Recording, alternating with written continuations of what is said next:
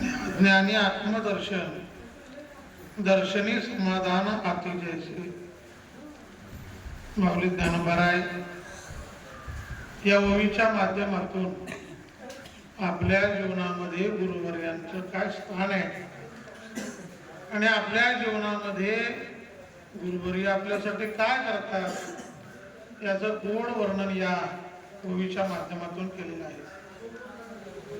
एक ठिकाणी ज्ञानोबाराय सांगतात, ज्ञान देवतु कैवल्यम, कैवल्य स्वरूप असणारा मोक्ष आपल्याला प्राप्त व्हावा, आपल्याला मिळावा असं जर वाटत असेल तर त्याला ज्ञान होणं फार गरजेचं आहे. कशा प्रकारे ज्ञान पाहिजे तर ते ज्ञान हे अज्ञाना विरहित पाहिजे.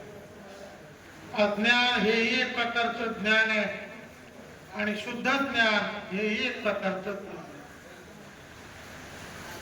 अज्ञान असेल तर अज्ञानानं या संसाराची निवृत्ती होऊन आत्यंतिक परमानंदाची प्राप्ती हे कधी होत नाही. ज्याला आत्यंतिक परमात्म्याची प्राप्ती करून घ्यायची असेल तर त्याला शुद्ध ज्ञान हे त्याच्या अंतःकरणामध्ये यावं लागतं आणि शुद्ध ज्ञान आपल्या अंतःकरणामध्ये प्रगट करणारे हे शुद्ध ज्ञानाच्या मार्गाने आपल्याला घेऊन जाणारे, या शुद्ध ज्ञानाच्या कळसापर्यंत आपल्याला घेऊन जाणारे, तिथं गेल्यानंतर जन्म मरणरूपी दुःख हे माणसाला कधी भोगायला येत नाही. अशा स्थितीपर्यंत नेण्याचं काम जर आपल्या आयुष्यामध्ये कोण करत असेल तर ते आपले गुरुजी करत असतात, अर्थात आपले गुरुवर्य करत असतात. असा गोड असा पर्व काळ आहे. महंत व्यास मुनींचा आज जन्म. त्याचबरोबर व्यास मुनींनी त्या वेदांतातले जेवढे ग्रंथ लिहिले, प्राकृत ग्रंथ लिहिले, नवीन नवीन या जगाला जो उपदेश केला, जे ज्ञान सांगितलं, त्या ग्रंथांचा आज पूर्णोक्ती ज्याला म्हणतो आपण, म्हणजे पूर्ण ग्रंथ आज त्यांचे लिहून झाले आणि लिहून झाल्यानंतर त्यांच्या जो काही शिष्यवर्ग आहे जे त्या ज्ञानाला ऐकून ज्ञान आत्मसात करून मुक्त झाले, त्यांनी आपल्या गुरूंची केलेली सेवा आणि त्यांना मिळालेलं फलप्राप्ती तो म्हणजे आजचा दिवस. आणि त्यामुळे भगवान श्रीकृष्णांच्या काळापासून गुरु आणि शिष्याच्या नात्याला फार मोठं महत्व आहे. यद्यदाचरति श्रेष्ठः तत्तदेवे तरुजना. माऊली ज्ञानोबाराय 13व्या अध्यायामध्ये सांगतात, आपण श्रेष्ठ मंडळी जे आपल्या जीवनामध्ये प्रकाश टाकत असतात, आपण सर्वसामान्य मंडळी त्यांना आदर्श मानतो, त्यांना आचरणात आणतो आणि त्याच्यापेक्षा बोलू का आणत नसलो तरी म्हणलं पाहिजे. मग ज्याप्रमाणे ते आचरण जीवनामध्ये करतात त्याप्रमाणे आपण त्या आचरणाला आत्मसात करत जातो आणि त्या संगतीचा परिणाम एक वेळा असा होतो की त्याला कुठलेही वेदांतातले ग्रंथ प्रक्रिया न मांडता तो मोक्षपदाला प्राप्त होतो. कारण याच्यामध्ये ज्ञानदेवातु कैवल्यम म्हणजे ज्ञानानं जसं मोक्ष प्राप्ती होते तसा दुसरा एक मार्ग त्याच्यामध्ये सांगितलेला आहे, तो म्हणजे भक्ती मार्ग आहे. भक्ती मार्गातून आपण 21 दिवसाचा प्रवास करत आता. देखे उत्प्लवना सरिसा पक्षी फळाशी झोपे जायचा, सांगे नरक केवी तैसा पावी. माऊली ज्ञानोबा गोड सांगतो, प्रत्येक युगामध्ये भगवंताला प्राप्त करण्याची वेगवेगळी साधनं सांगितली. या कलियुगामध्ये 2 साधनं आहेत, एक म्हणजे योग मार्ग आहे आणि दुसरा म्हणजे पिपिलिक.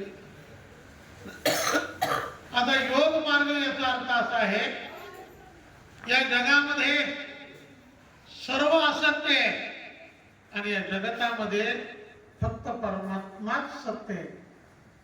हे आचरण, ही युक्ती, ही मुक्ती आपल्या मनामध्ये येण्यासाठी केलेली योग यागाधिक साधना, जिला विहंगम मार्ग म्हणतात. आणि पिपिलिका मार्ग म्हणजे, पिपिलिका म्हणजे मुंगी, मुंगीच्या मार्गाने. एक बोलू का तुम्हाला, जीवनामध्ये अनेक प्रसंग येतात, पण माझं एक नेहमीचं वाक्य, धीर तो कारण सहाय्य होतो नारायण. मी अनेकांना या वाक्याचा उपदेश केलेला आहे. आणि उपदेशच नाही, मला एक गोष्ट नेहमी कळते, जे आपण पहिल्यांदा स्वतः आचरणात आणावं आणि मग या जगाला सांगावं. आणि या मताशी मी फार सहमत आहे. म्हणून प्रसंग जात राहतात, फक्त धीर, धी, री, धी, त्यातला हा धीर फार महत्वाचा. वेदांतात फार त्याचं वर्णन आहे. परमात्म्याला प्राप्त करायचं असेल तरी धीर धरावा लागतो. संत संगतीमध्ये सुद्धा धीर धरावा लागतो. संतांनी आपल्या संगतीत यावं, धीर धरावा लागतो. आणि आपल्या जीवनाचा उद्धार करण्यासाठी गुरुच्या सान्निध्यात राहत असताना धीर धरावा. तुमचा धीर नाही, आयुष्यात काय. एक दिवस हळद लावली म्हणून खूप गोरी थोडीच होती, नाही, तिला सातत्य असावं लागतं त्याच्यामध्ये. म्हणजे अनेक जन्माचं नामदेवराय गोड सांगतात, जन्मोजन्मी आम्ही बहुपुण्य केले तेव्हा या, तेव्हा हा शब्द महत्वाचा आहे. म्हणजे त्या पुण्याईमुळे या विठ्ठलानं, या नारायणानं आपल्यावर कृपा केली. महाराज आपण एकाच जन्मात येतो, तरी सुद्धा माणसाची गडबड, तरी त्याला असं वाटतं मला ब्रह्मज्ञान काय झालं. त्याला असं वाटतं मी आयुष्यभर परमार्थ केला, माळ घातली, मला पांडुरंगाची वारी केली, मला काय देवाचं दर्शन झालं नाही. याचं उत्तर संत नामदेव महाराजांना आपण विचारा. या कलियुगामध्ये पिपिलिका मार्ग जो आहे, जगद्गुरु तुकोबरायांच्या गुणाप्रमाणे, ते म्हणजे हे, तुम्ही आम्ही खेळी मेळी गादार होय आनंद. एक थोडस बारकाईनं ऐका. विहंगम मार्गाने झालेला योग साधनेने केलेला साधक ज्यावेळेस साधनेला बसतो त्यावेळेस आपल्या शरीराची नवही द्वार त्याची बंद होतात. आणि परिणाम हा होतो की जोपर्यंत तो त्या समाधीत आहे तोपर्यंत त्याला मरण कधी येत. पूर्वीच्या काळामध्ये ऋषी मुनी हजारो वर्ष जगत होते. पूर्वीच्या युगामध्ये लाखोनो वर्ष मनुष्य काळ जगत होता. त्याचं कारण काय? समाधी. समाधीमध्ये कोणतंही दुःख माणसाला शिवत नाही, कोणतंही भौतिक सुख शिवत नाही. तर समाधीमध्ये फक्त माणूस अंतर्मुख होतो आणि आतमध्ये असणाऱ्या सुखाला अनुभवायला सुरुवात करतो. एक कधीतरी प्रयोग करा, डोळे मिटायचे. मला एक सांगा, बाहेरचा आवाज येतो का आतला आवाज येतो? आपल्याला येतो बाहेरचा. काय बाहेरचा का आतला आवाज? बोलू का? जोपर्यंत ही इंद्रिय बहिरंग आहे, देवानं पण काय रचना केली आहे, कानाचे दार कुठे? आत आहेत का बाहेर? बाहेर. नाकाचं द्वार आत आहे का बाहेर? बाहेर. डोळ्याचे द्वार बाहेर का आत? तोंडाचं द्वार बाहेरच आहे. गुदद्वार बाहेर. सगळी इंद्रिय बाहेर आहेत. त्यामुळं आपल्याला जोपर्यंत तू बाहेरचं ऐकतोय तोपर्यंत आतलं कधी ऐकू येत नाही. आणि आपल्याला मोक्ष मिळवायचा असेल आतला ऐकू आला पाहिजे. ज्या दिवशी आपल्याला आतला ऐकू येईल समजावं आपण फार मोठ्या अवस्थेला प्राप्त झालो. एक कल्पना सांगतो तुम्हाला. डोळे मिटा, आता नाही, नंतर. डोळे मिटल्यानंतर कानामध्ये बोट घाला, बाहेरचा पूर्ण आवाज बंद करा, तुम्हाला आतला आवाज यायला सुरुवात होईल. या ब्रह्मांडाचं कधी जर रचना पाहिल्यात तर ब्रह्मांडामध्ये कुठलाही आवाज येत नाही, फक्त एकच आवाज येतो,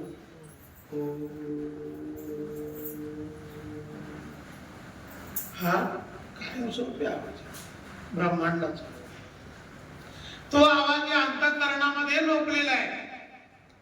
तो आवाज ज्यावेळेस आपल्याला आपला येईल त्यावेळेस समजावं आपण त्या पदाशी प्राप्त झालो. जोपर्यंत आवाज येत नाही पण हा भौतिक आवाज येतोय, हे द्वार बाहेरच्या आवाजाला जोपर्यंत ग्रहण करतायत तोपर्यंत आपली जीव स्थिती कधी सुटणार नाही. हे फार महत्वाचं असतं. गुरु आपल्या जीवनात काय करतात तर या द्वारांपासून आपल्याला लाभ घेऊन जातात आणि त्यांची प्रक्रिया हाती जातात. तुकडं कानोबाला सांगतात, पुढे भक्तीने धरले हाती, मागे ज्ञान वैराग्य धर्मायची, स्थिर केली जी आचपळ होती आणि आणून लागलेली सिद्ध पंथ. त्याच्या अगोदरचं काय, अगोदरचं काय प्रमाण, हा ते नंतर झालं. त्याच्या अगोदर हा सवे घेऊन चौघेल आला कुमर सुलक्षण, कडे चुकवून काटेवर आणि ऐका आणि नीती कोण कोण का. त्याचा अर्थ असा आहे की भक्ती मार्गाला ज्यावेळेस आम्ही लागलो त्यावेळेस आम्हाला मोक्ष मिळावा अशी आमची इच्छा तीव्र झाली. तीव्र झाल्यामुळं त्या इच्छेला पूर्ण करण्यासाठी आमच्या आयुष्यामध्ये कोण कोण आलं. तुकोबा गाणोबाला सांगतात, पुढे भक्तीने धरले हाती. पहिल्यांदा काय करायचं बोला, काय करायचं? अरे भक्ती करायची. काय करायचं? पहिल्यांदा काय करायचं? भक्ती म्हणजे काय? पवित्र तुळशीची माळ गळ्यामध्ये घालायची आणि देवाचं नामस्मरण करायला सुरुवात करायची. पुढे भक्तीने धरले. एकदा का भक्ती झाली, एकदा तिची परिपक्व अवस्था निर्माण झाली, त्याच्यानंतर पुढे भक्तीने धरले हाती, मागे ज्ञान. हे ज्ञान त्या भक्ती बरोबर येत राहतं. ते ज्ञान आपल्या अज्ञानाला दूर करत आणि अंधकार रूपी अज्ञान बाजूला सारून प्रकाश आपल्या अंतःकरणामध्ये निर्माण करत. लोपले ज्ञान जगी हित ज्ञानाचे कोणी. ज्ञानोबारांच्या आरतीमध्ये जे लोपलंय त्याला प्रगतीकरण करणं, हे जर कोण आपल्या आयुष्यात करत असतील तर ते संत करतात, आपले गुरु करतात. हे अज्ञानरूपी अंधकार निवृत्त झाल्याशिवाय ज्ञानरूपी प्रकाश येत नाही. हे म्हणण्यापेक्षा ज्ञानरूपी प्रकाश आला रे आला, ते अनेक काळाचा अंधकार एका क्षणात निघून जातो. म्हणून आपल्या जीवनामध्ये गुरु का गरजेचे असतात त्याचं कारण सांगतो. त्याचं कारण फक्त एकच आहे, अज्ञानरूपी अंधकाराला बाजूला सारलं पाहिजे, ज्ञानरूपी प्रकाशाचा उदय झाला पाहिजे. उदय होऊनी प्रकाश, उदय होऊनी प्रकाश. पुढं थोडी आशा पाश. हे उदय झाल्याशिवाय आशा पाश. एक लक्षात ठेवा, पाच नाही बरं का, पाच वेगळ्या आणि पाश वेगळा. एक पवित्र आशा आणि एक पाशात्मक आशा. पवित्र आशेचा अंगीकार केलेला व्यक्ती नेहमी सद्गतीला प्राप्त होतो. पण पाशात्मक आशा, त्याचं उदाहरण सांगू का तुम्हाला? पाशात्मक आशा म्हणजे संसारानं घातलेला आशा. हा त्यावेळेस निवृत्त होतो ज्यावेळेस आपलं मन संसारामधून निघतं आणि आतमध्ये अंतर्मुख होतं. त्याला म्हणतात ज्ञानाचा ज्ञान. आणि जे ज्ञान ज्याच्या आयुष्यामध्ये झालेलं आहे, ज्ञान एकदा आलं, एखादे अंधकार खोली घ्या, एक महिना तिथली लाईट बंद करा, पूर्ण अंधार करा, एक दिवा त्या खोलीमध्ये घेऊन जावा. दिवा घेतल्यानंतर किती वेळानं तो अंधकार दूर होतो? क्षणात. उजेड आतमध्ये गेला की अंधकाराची जागा बंद झाली. तसंच आपल्या एक ज्ञानोबरांच्या गोड प्रमाणे आपल्या सर्वांच्या परीक्षेत त्याचा अर्थ फार मोठा आहे बरं का. देवाचे द्वारे थोडा उभा क्षण बरे तो क्षण हाय. म्हणजे आपल्यामध्ये श्री गुरूंच्या संगतीमध्ये गेल्यानंतर परिवर्तन व्हायला अनेक वर्ष नाही घालवावे लागत, फक्त एक क्षण महत्वाचा. पण तो क्षण आयुष्यात येण्यासाठी अख्खे आयुष्य घालवावे लागतात. इतकं त्या क्षणाचं महत्व आहे म्हणून लक्षात ठेवा. श्रद्धा फार महत्वाची, खूप महत्वाची आहे. इतकी महत्वाची असते जेवढी आपली दृढ श्रद्धा आहे, जेवढी दृढ श्रद्धा आहे. एक बोलू का थोडस एक ग्रामीण उदाहरण म्हणून. आपली ज्या गुरुवर्यांवर श्रद्धा आहे त्यांनी एखाद्या वेळेस हे जर सांगितलं आजचा सूर्य पश्चिमेकडनं उगवलाय, ते बघायला जाण्याची सुद्धा आपल्यात ताकद नसावी इतका विश्वास पाहिजे. जर आपला विश्वास दृढ असेल ना तर त्याच्या पुढचं सांगतो, तो जर विश्वास दृढ असेल तर त्या दिवसापुरतं तरी या सूर्याला पश्चिमेकडून उगवावंच.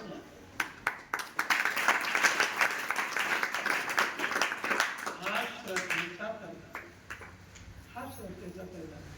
म्हणून श्रद्धा खूप खूप. आम्ही आमच्या आयुष्यात तुकोबा महाराजांना गुरु मानले,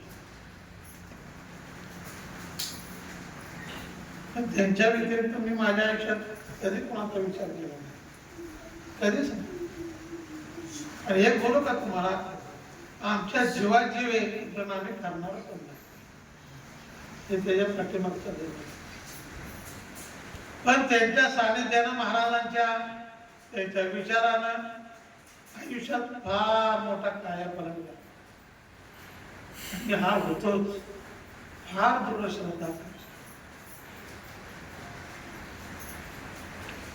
चला आजच्या दिवशी आपण हे समर्पण करू. जीवनामध्ये श्रद्धा असेल तर सुखही प्राप्ती होते, आणि श्रद्धा नसेल तर दुःखही प्राप्त होते.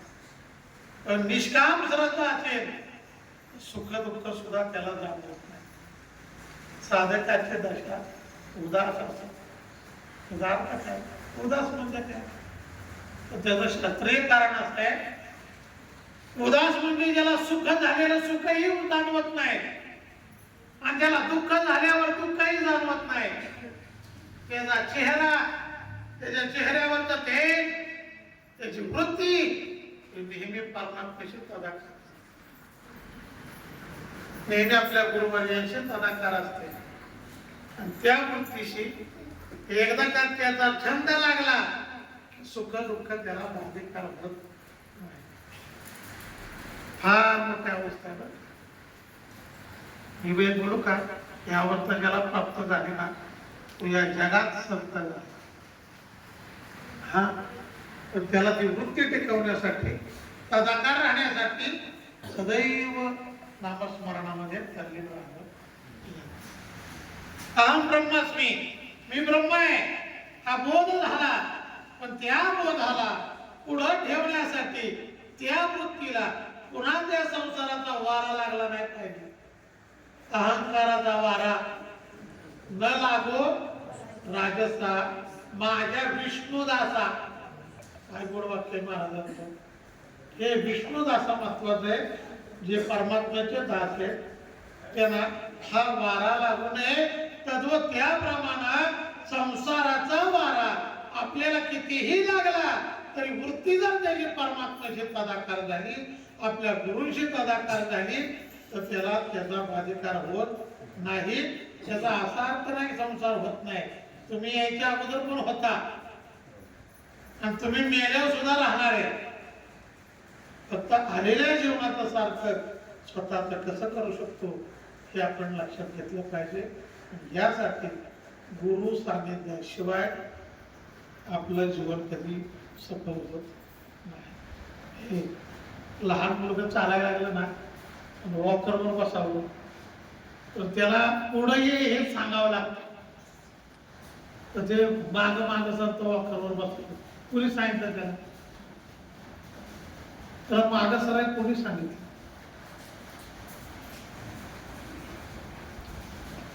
संस्थेत शिकायला आलेले विद्यार्थी आहेत ना, बाप सरळ टाळ वाजवाय आपण त्यांना शिकवतो, पण उलटा टाळ वाजवाय त्यांना कोणी शिकवतो?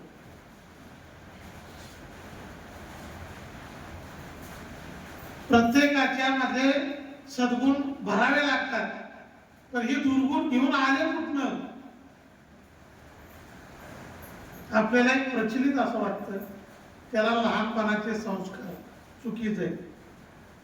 त्याचे ते लहानपणाचे संस्कार नाहीत, त्याचे अनंत जन्माचे संस्कार, आणि ते घालवण्यासाठी हा मनुष्य नंदी आहे. म्हणून चांगल्या गोष्टी नेहमी शिकवाव्या लागतात, वाईट गोष्टी शिकवाव्या लागत नाहीत. म्हणून चांगल्या गोष्टी शिकण्यासाठी आपण आपल्या गुरुच्या सानिध्यात सदैव राहिला पाहिजे, सदैव राहिला. आजचा सण का असतो? ज्यांना वर्षभर आपल्या गुरुवर यांना भेटता आलं नाही, बोलता आलं नाही, त्यांच्यासाठी हा आजचा सण असतो.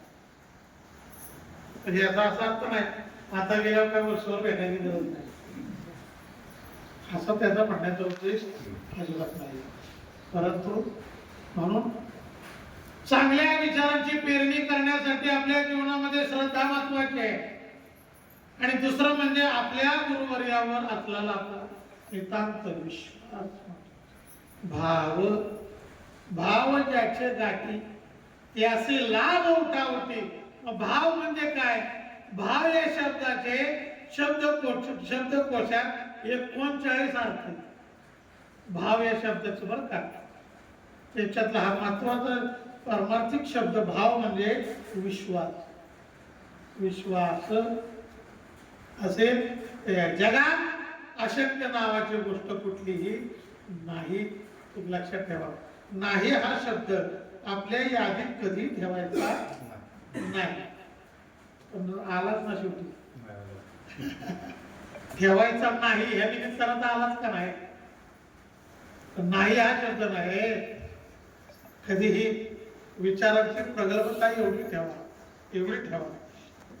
ही गोष्ट होणार आहे, ही गोष्ट होती. गुरुवारी भाव नेहमी सांगितलं, मला चांगला आठवत आहे. अनेक प्रसंग मी महाराजांशी शेअर करायचो. ते म्हणायचे प्रगती होणं न होणं हे प्रारब्ध आणि प्रयत्नावर अवलंबून आहे, परंतु आपल्या विचारसरणीमध्ये हे होणारच आहे, हे करणारच आहे, हे होईल. सकारात्मक विचाराची जर पेरणी असेल तर जीवनामध्ये नकारार्थी कामं कधी होत नाही. आणि हे करत असताना धीर फार महत्वाचा आहे. धीर खूप महत्वाचा आहे, खूप धीर पाहिजे, खूप. आणि या सगळ्या गोष्टी संत संगतीमध्ये, गुरुवर्यांच्या संगतीमध्ये गेल्याशिवाय आत्मसात होत नाही. म्हणून हा प्रगट करणारा आता हा मूळ दिवस आहे. माऊली ज्ञानोबा सांगतात, गुरु तेथे ज्ञान. ज्ञान मिळतं, अनेक ठिकाणी मिळतं, पण जीवनातून मुक्त व्हायचं असेल तर जे ज्ञान आवश्यक आहे ते ज्ञान फक्त गुरुशिवाय दुसरीकडे मिळत नाही. म्हणून गुरु तेथे ज्ञान. या दोन्हीचा आहे ना अगदी फार जवळचा संबंध आहे. खूप जवळचा संबंध आहे. जिथं गुरु आहे तिथं ज्ञान आहे, आणि जिथं ज्ञान आहे तिथं गुरु आहे. कारण ज्ञानाचा उगम गुरुशिवाय. गुरु तेथे ज्ञान. त्या ज्ञानामुळं ज्ञानी आत्मदर्शन, त्यांच्या संगतीत मिळालेलं ज्ञानाला काय होतं? आत्मदर्शन. याचा अर्थ असा आहे आत्मप्रचिती आपल्याला येते. त्या आत्मप्रचितीचा सिद्धांत आहे, हे तू ठेवलेलं नाव नाही, तो परमात्माच आहे. ही झालेली प्रचिती. आणि या जगात हे सगळी तुझी रूप आहे. अनंत रूपे अनंत विषय देखील आहे. ज्ञानी आत्मदर्शन त्याला आत्मदर्शन, आत्मपरीक्षण, आत्मप्रचिती ज्याला झालेले त्याला हे अज्ञान कधीही बाधक ठरू शकत नाही. आत्मदर्शन होण्यासाठी ज्ञान आणि ज्ञान होण्यासाठी गुरु. गुरु तेथे ज्ञान, ज्ञानी आत्मदर्शन.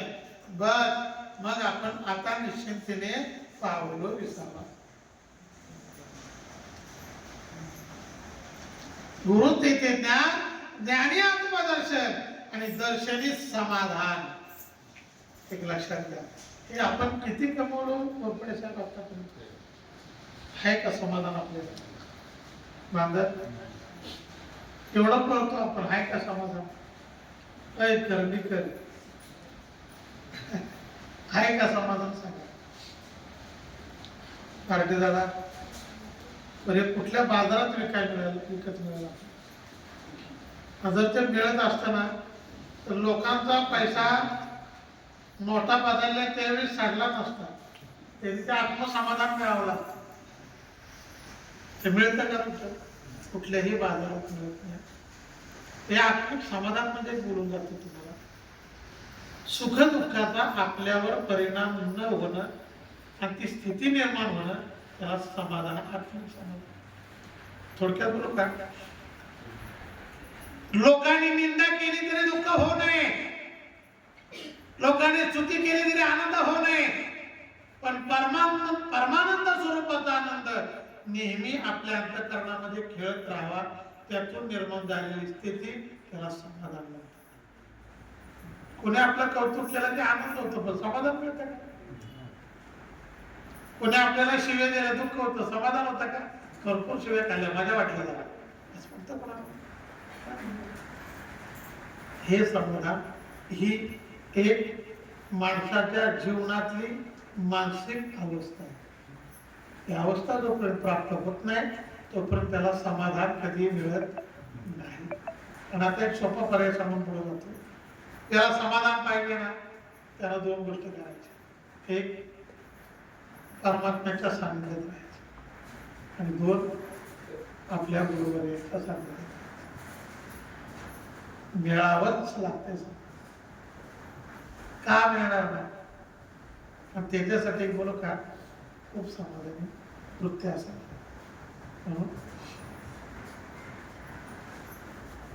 गुरु तेथे ज्ञान, ज्ञानी आत्मदर्शन, दर्शनी समाधान. आधी द्यायचे म्हणजे या ठिकाणी हे समाधान प्राप्त होईल. जीवनामध्ये श्री गुरुवर्य आपल्या जीवनामध्ये पाहिजे. गुरुवर्य सांगतील त्या वाटेनं आपण गेलं पाहिजे आणि त्या पद्धतीनं आपलं जीवन सफल केलं पाहिजे. जेवढं तुम्ही त्या सानिध्यात राहा तेवढं जीवन सफल होतं, मोक्ष पदाची प्राप्ती होते. माऊली ज्ञानोबा सांगतात, कुंडलिकावर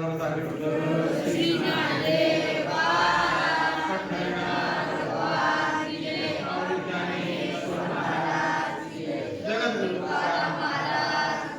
विश्वंभर बाबा महाराज, गुरुवर्य महाराज, संत सेना महाराज.